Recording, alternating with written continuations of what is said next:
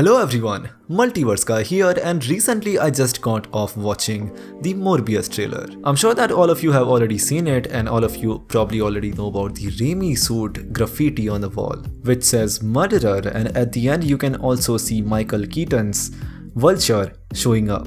Now normally in this case you would think that Morbius is probably set in the MCU because Michael Keaton's Vulture shows in it, and the suit thing is probably because Tom Holland's Spider-Man is not something Sony can use just yet. So all that is pretty sensible, right?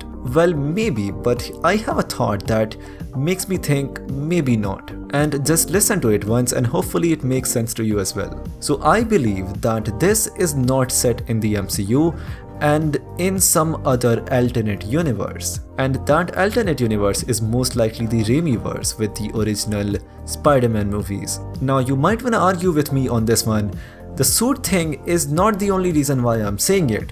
And so speaking of the suit thing, let's talk about it first, shall we? So why the heck does the wall have Raimi suit instead of Tom Holland suit from the MCU if this is set in the MCU? And I'll get to the Michael Keaton part in just a second. But you might be thinking that this is probably set in the MCU, and that is because of some licensing issues, because Michael Keaton shows up at the end, right? I mean, that is okay, but why the heck would they have to show Spider-Man at all if that was the case? You see, Spider-Man is much more important to the Venom franchise, and in that one, they have not referenced Spider-Man once. But on Morbius, they're gonna show it on a trailer? Seriously?